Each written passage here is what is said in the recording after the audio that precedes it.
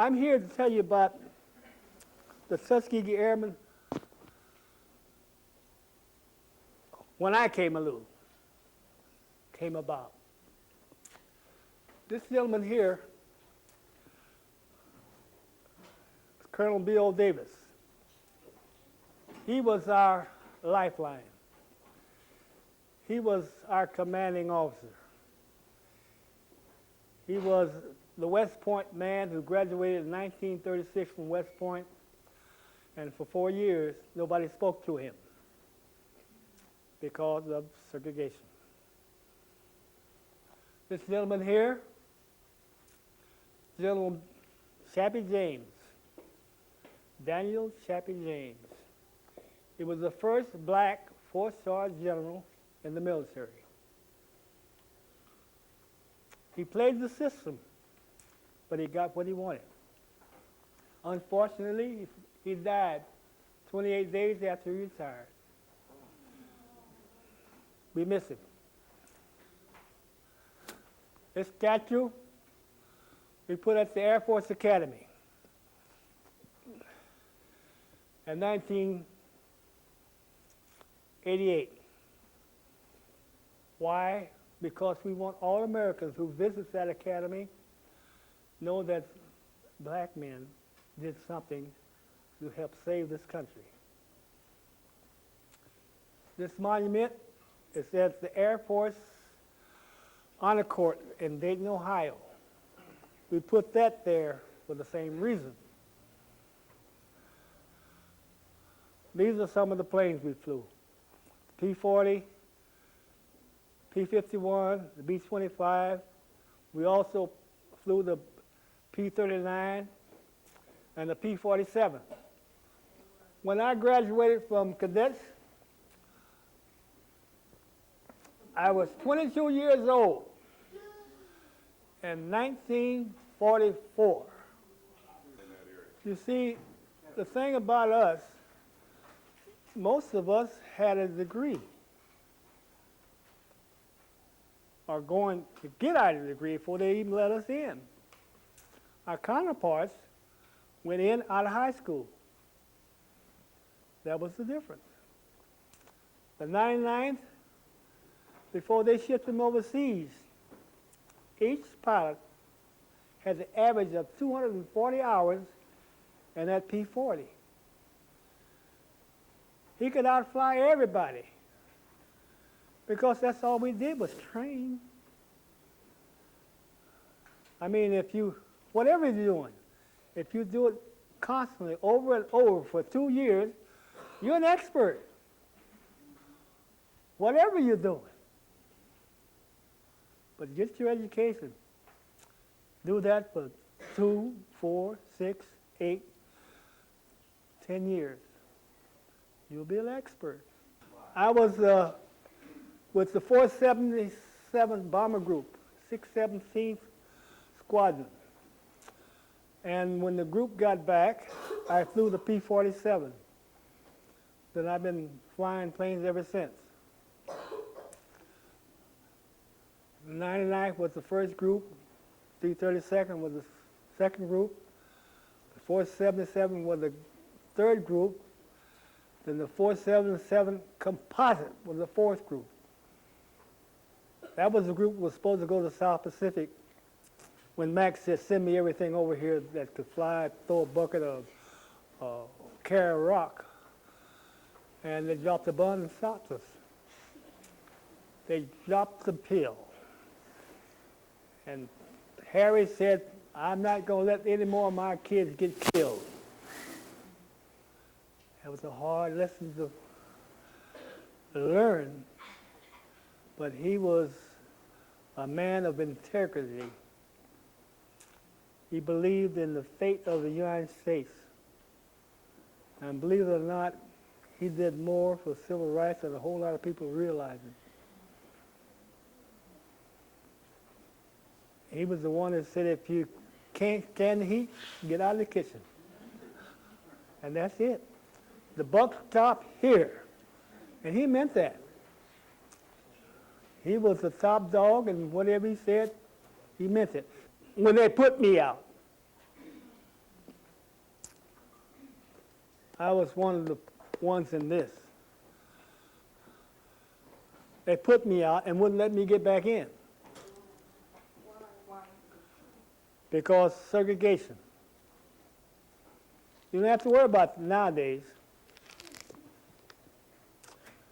But when they put me out, I was one of the 162 black officers that got arrested for going in the White Officers Club in 1945. He didn't tell you they tore up the club. We didn't tear it up because they had a major standing at the door. And when you walked in the door, it said, "Mister, you're not supposed to come in here." I said, "Why not? This is my club." He said, "No, it's off limits to you." I said, "Well, I'm going in anyway." He said, "No, you're not. You're going back to the barracks under house arrest."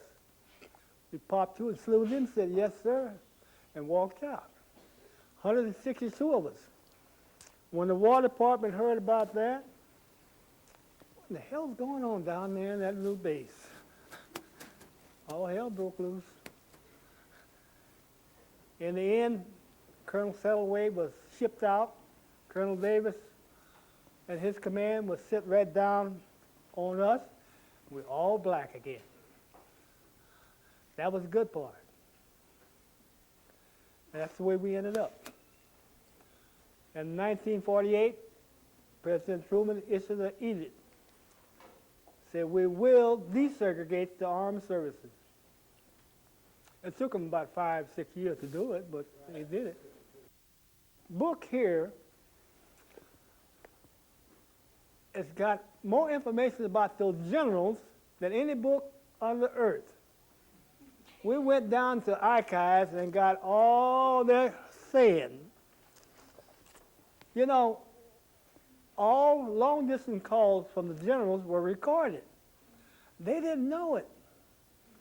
And they spoke offhand about everything. One thing they spoke about it was, you know, we're getting ready to send them overseas. What shall we give them? What kind of planes? One suggested, well, let's give them the new A-26. The B-26, that's what it is. B-26. That's where one pilot is in the plane. He said, no, we can't do that. They'll come back with all them ribbons and we won't be able to control them. That's stupid, but that's what it says in here. One of our guys, Jim Warren, he stayed in and made a lieutenant colonel. He was a navigator with us, but he stayed in and got his wings and retired a lieutenant colonel. He went down the archives and he had a book that thick. And when he ended up, he had this. All true, facts. They call us heroes. We weren't heroes. We were just somebody who wanted to do a job. We had never lost a bomber to enemy fighters while we were escorting. This is the group shooting down the 262 jets. It was 8 shot down during the war. We got 4 of them, but we never got credit for it. There was a saying back in World War II, there would not be any minority heroes. No minority, whatever group it was, got the Medal of Honor in World War II. There's also a saying, and it's a fact, after all the mistreatments the blacks have over the years, there has never been a black traitor to this country. Never. We love this country. It's my country. I won't do anything to mar my citizenship. I flew the F-4 jet. I flew the 727 jet. I flew the 747 jet. But they won't let me fly anything else. They say it costs too much. So when you came out of there, you were an officer? Officer and a gentleman. And So what, it said Congress. what rank did, well, what's the highest rank you had? Second Second lieutenant? lieutenant. Great. Were you in strictly a black unit, or was it It was strictly integrated? all black. Tuskegee Airman was all black until they integrated the bomber, see? And when he tried to segregate us, we told him, you have to be losing his mind.